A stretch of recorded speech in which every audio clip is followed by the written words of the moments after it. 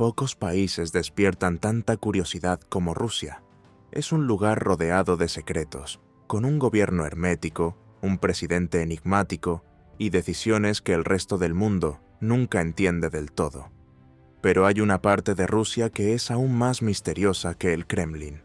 Un territorio aislado, inaccesible durante décadas, lleno de bases militares y tratado como si fuera un secreto de Estado. Este lugar se llama Kamchatka, una península en el extremo oriental de Rusia que, durante casi medio siglo, permaneció fuera del alcance de cualquier visitante. Hoy, en Bello Mundo, vamos a conocer esta tierra escondida, rodeada de misterios e historias que parecen sacadas de otro planeta. Número 1. Ubicación y geografía.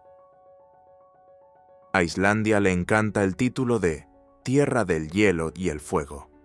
Es cierto que la isla tiene enormes glaciares, géiseres y 130 volcanes repartidos por todo el territorio.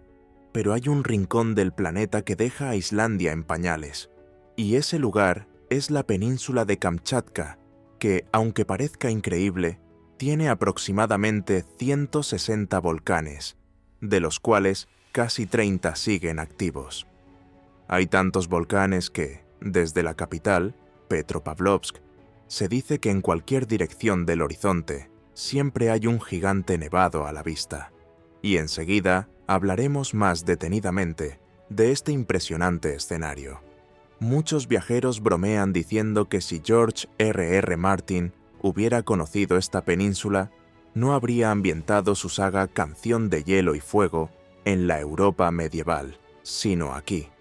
Después de todo, ¿qué escenario podría ser más perfecto que volcanes cubiertos de nieve, glaciares eternos y una tierra que estuvo prohibida al mundo durante casi medio siglo? Pero antes de hablar de las maravillas naturales, vale la pena situar este territorio en el mapa. Seguramente recuerde que en septiembre de 2025, un terremoto de magnitud 7,4 en la escala Richter sacudió Rusia e incluso provocó una alerta de tsunami en el Pacífico. Pues bien, fue aquí donde ocurrió. Estamos hablando de una península lejana y estrecha, que se extiende a lo largo de más de 1000 kilómetros, entre el Océano Pacífico y el Mar de Bering. Está tan lejos de Moscú que la diferencia llega a 9 usos horarios, lo que da una idea de su aislamiento. El relieve está marcado por cordilleras que se extienden de norte a sur, separadas por valles glaciares y ríos alimentados por el deshielo. En la costa, la humedad forma densos bosques. En el interior, predominan las tundras secas y los campos cubiertos de líquenes. El clima es severo. Inviernos largos, con temperaturas que caen fácilmente a 20 grados bajo cero, y veranos cortos que apenas alcanzan los 20 grados sobre cero. Una tierra moldeada por el choque entre el hielo y el fuego, donde la naturaleza dicta las reglas desde siempre, y donde cada detalle refuerza lo mucho que estamos ante uno de los lugares más extremos del planeta. Número 2. Pueblos indígenas y vida antes de los rusos.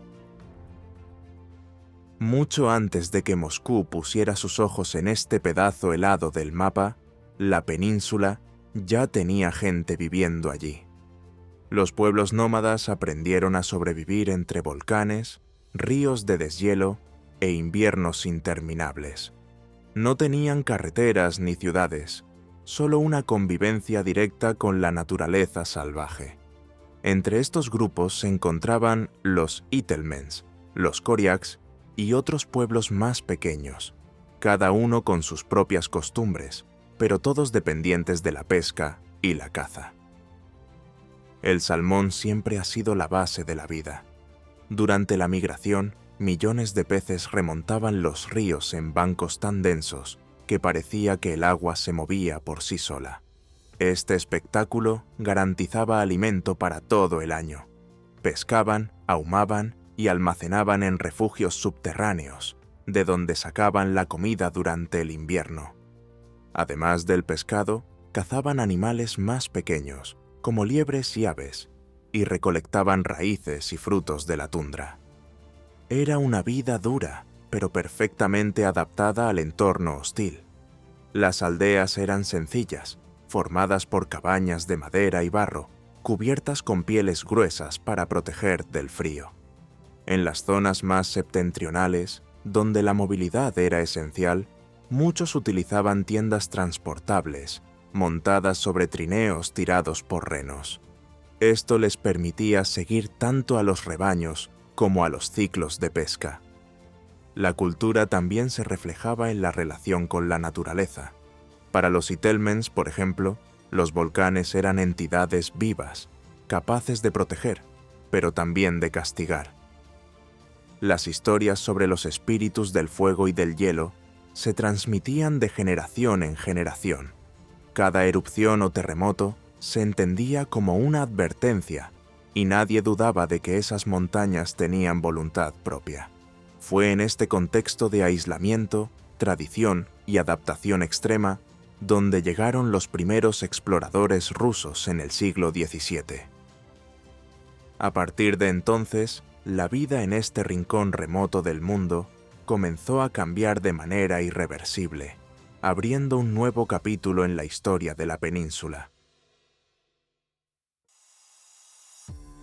Número 3. La llegada de los rusos y el imperio. En el siglo XVII, los cosacos del Imperio ruso comenzaron a avanzar por Siberia en busca de nuevas tierras y tributos. Fue en esa interminable marcha hacia el este cuando llegaron a la península. Para los pueblos nativos, la llegada no fue nada tranquila.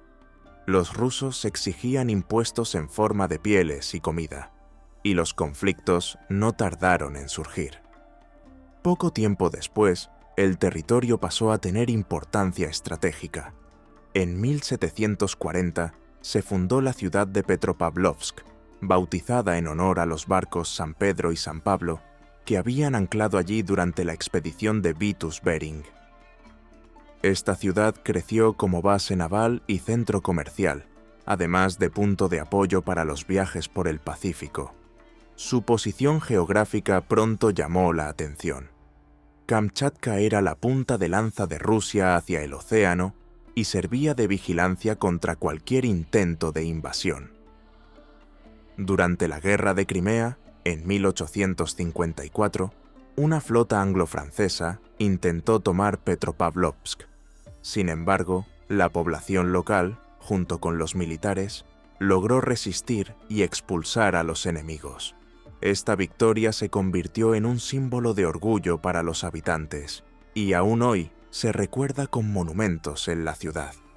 A partir de entonces, el territorio pasó a ser visto no solo como una frontera lejana, sino como un puesto avanzado de defensa ruso en el Pacífico. Aún así, seguía siendo una tierra de difícil acceso, aislada y con poca conexión con el resto del imperio. Un escenario que ya preparaba el terreno para lo que vendría más tarde, cuando la Unión Soviética convirtió la península en una verdadera fortaleza cerrada al mundo. Número 4. La era soviética y el aislamiento. Cuando la Unión Soviética tomó el control, la península dejó de ser solo un punto lejano en el mapa y pasó a desempeñar un papel central en la defensa militar. La región se convirtió en base de submarinos nucleares, aviación estratégica e instalaciones que quedaban fuera del alcance de cualquier mirada extranjera. Para proteger estos secretos, Moscú tomó una decisión radical: cerrar completamente la región. Durante casi medio siglo, ni los extranjeros ni los ciudadanos soviéticos comunes podían entrar sin una autorización especial. Petropavlovsk, la capital, aparecía en los mapas, pero estaba fuera del alcance de cualquier turista. Era como si no existiera. Este aislamiento creó un aire de misterio aún mayor. Mientras que otras partes de la Unión Soviética, incluso bajo vigilancia, aún recibían visitas ocasionales, aquí no había posibilidad. Era territorio prohibido, custodiado como si fuera una fortaleza natural rodeada de hielo y montañas. Para los residentes, la vida continuaba en medio de esta peculiar realidad. Muchos trabajaban directamente para el ejército o en servicios relacionados con las bases militares. La península recibía inversiones en infraestructura, pero todo giraba en torno a la defensa. Era una tierra atravesada por carreteras que conducían a complejos secretos, con puertas de acceso y vigilancia constante. Cuando la Unión Soviética comenzó a abrirse en los años 80, esta parte del país seguía siendo una de las más cerradas. Solo después del colapso del régimen, a principios de los años 90, las puertas se abrieron definitivamente.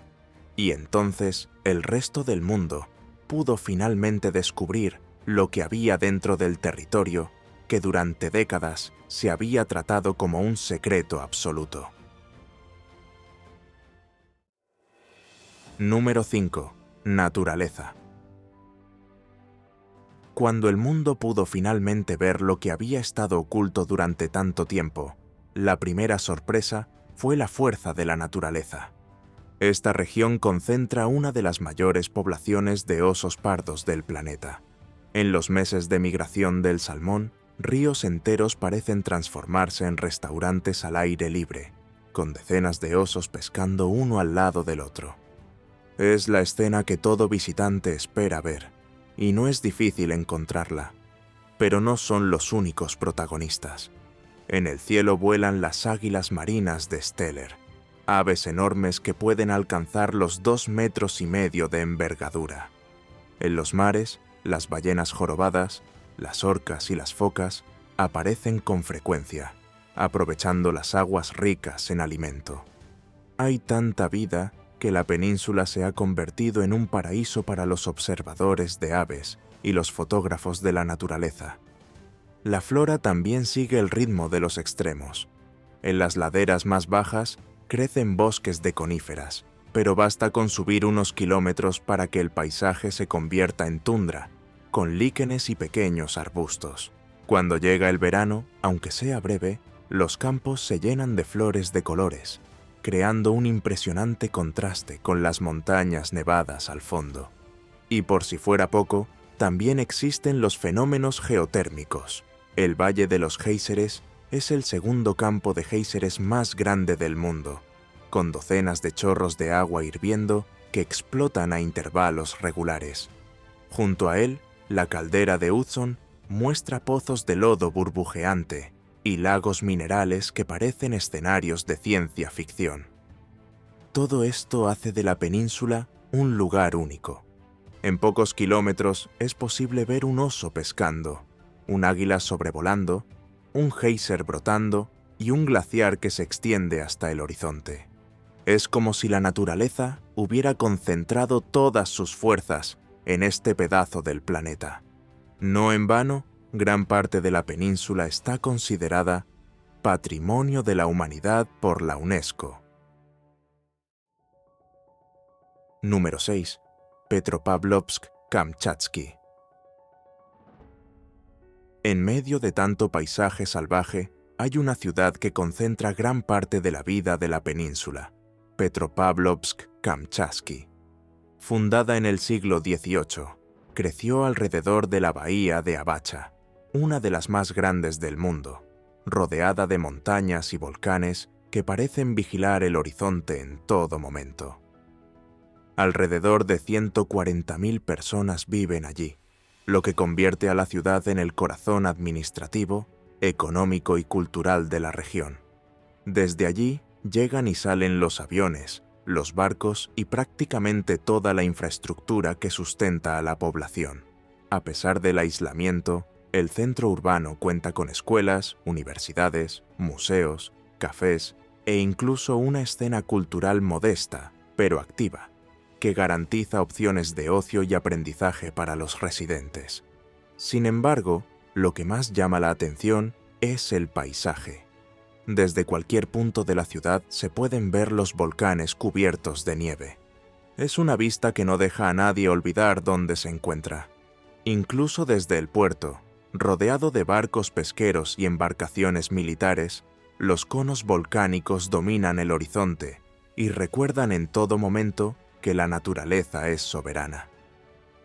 Hoy en día, el clima es tranquilo, pero la presencia militar sigue siendo visible, ya que las bases e instalaciones estratégicas siguen activas en los alrededores, lo que refuerza el papel histórico de la ciudad como avanzada de Rusia en el Pacífico. Al mismo tiempo, hay un ambiente relajado que sorprende a los visitantes. Las tiendas, los restaurantes especializados en pescado fresco y los paseos en barco por la bahía dan a la ciudad un aire de puerta de entrada a aventuras más grandes. Es como si Petropavlovsk fuera la línea de transición entre la vida urbana y el mundo salvaje que domina el resto de la península, una invitación perfecta para la siguiente etapa de nuestro viaje. Número 7. Turismo y aventuras.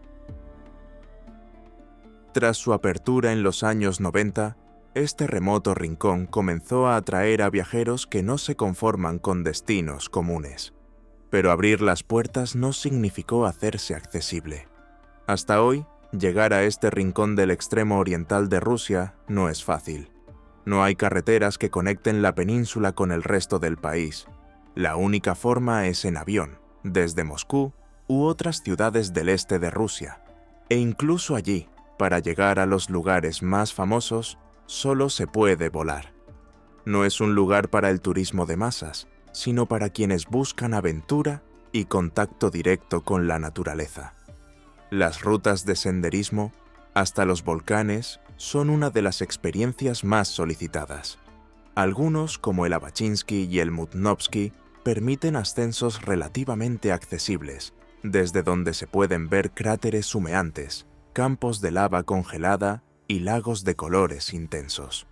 Otros, como el Klyuchevskoy, el volcán activo más grande de Eurasia, son un reto solo para alpinistas experimentados.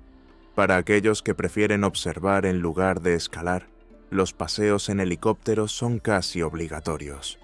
Solo así es posible llegar a lugares como el Valle de los Géiseres o la caldera de Uzon, de la que hablamos hace poco, ya que se trata de zonas sin carreteras que siguen aisladas incluso hoy en día. El mar también tiene su espacio. Las expediciones en barco recorren la costa para observar ballenas, orcas y colonias de aves marinas. En algunas playas de arena negra, como Kalaktirsky, incluso el surf ha encontrado su rincón, aunque el agua esté helada todo el año. ¿Y cómo no hablar de las fuentes termales?